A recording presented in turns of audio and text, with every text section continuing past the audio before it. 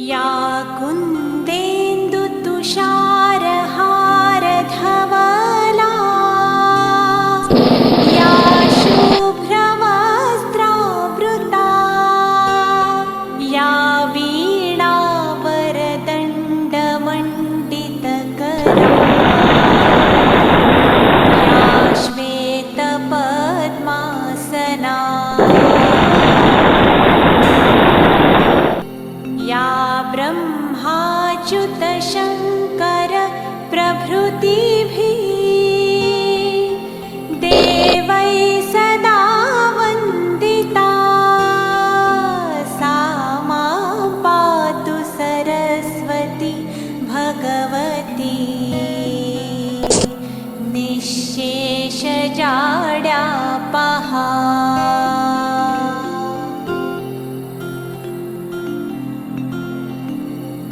शुक्लां ब्रह्मविचारसारपरमाम् आद्यां जगद्व्यापिनीं वीणापुस्तकधारिणीमभयदां जाड्यान्धकारापहा।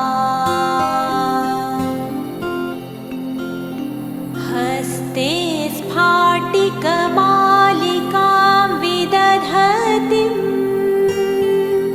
पद्मासने संस्थितां वन्दे तां परमेश्वरीं भगवतीं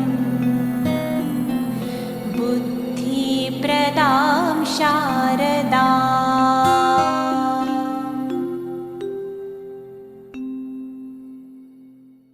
નમસ્કાર. જ્યારે પણ કોઈ શાળાની પ્રવેશ જાહેરાત નજર સામે આવે ત્યારે સામાન્ય રીતે આપણું ધ્યાન ક્યાં જાય છે? મોટે ભાગે તો ફી કેટલી છે અથવા બિલ્ડિંગ કેવું છે તેના પર જ, બરાબર ને? હા, બિલકુલ. અથવા તો પરીક્ષાના પરિણામોની ટકાવારી પર. આપણે મોટે ભાગે એક બહુ સીધી અને સાદી ગણતરી કરતા હોઈએ છીએ કે ભાઈ વર્ગખંડ છે, શિક્ષકો છે અને અભ્યાસક્રમ પૂરો કરાવવાની વ્યવસ્થા છે, બસ. સાચી વાત છે. મોટાભાગના વાલીઓ પણ એ જ જોતા હોય છે.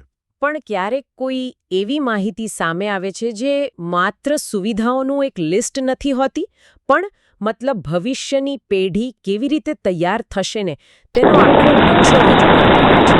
તો આજના આપણા આ ઊંડાણપૂર્વકના વિશ્લેષણમાં આપણે આવી જ એક માહિતી પર ચર્ચા કરવાના છીએ. અરે વાહ! કઈ સંસ્થા વિશે છે આ? આ માહિતી છે શ્રી નવચેતન વિદ્યાલય હીરાપુરાની શૈક્ષણિક વર્ષ 2026-2027 માટેની આ પ્રવેશ જાહેરાત છે. અને સૌથી અગત્યની વાત એ છે કે આ પ્રવેશ પ્રક્રિયા બરાબર આજના જ દિવસે એટલે કે 1 એપ્રિલ 2026થી શરૂ થઈ રહી છે. એટલે આ કોઈ ભવિષ્યની કલ્પના નથી, પણ આજની મતલબ નક્કર વાસ્તવિકતા છે. ચોક્કસ. આજના સમયમાં શિક્ષણ ક્ષેત્રે જે ઝડપી બદલાવો આવી રહ્યા છે ને તેને સમજવા માટે આવા સ્ત્રોતોનું વિશ્લેષણ કરવું બહુ જ જરૂરી બની જાય છે. હું તો કહીશ કે શ્રી નવચેતન વિદ્યાલયની આ માહિતીને માત્ર એક આકર્ષક પત્રિકા તરીકે ન જોવી જોઈએ. તો કેવી રીતે જોવી જોઈએ? આને આધુનિક શિક્ષણ વ્યવસ્થાના એક જીવંત માળખા તરીકે જોવી જોઈએ. આજના સમયમાં શિક્ષણ એ માત્ર 4 દિવાલો વચ્ચે અપાતું વ્યાખ્યાન નથી. જ્યારે કોઈ સંસ્થા પોતાની સુવિધાઓની યાદી રજૂ કરે છે ને ત્યારે તે ખરેખર તો પોતાની શૈક્ષણિક ફિલોસોફી એટલે કે એજ્યુકેશનલ ફિલોસોફી રજૂ કરતી હોય છે. 01/04/2026ની આ તારીખ એક રીતે ખબર છે નવા શૈક્ષણિક યુગના પ્રારંભનો સંકેત આપે છે. વાત નીકળી છે તો આપણે જ્ઞાન મેળવવાની પદ્ધતિથી જ શરૂઆત કરીએ. હા, ચોક્કસ.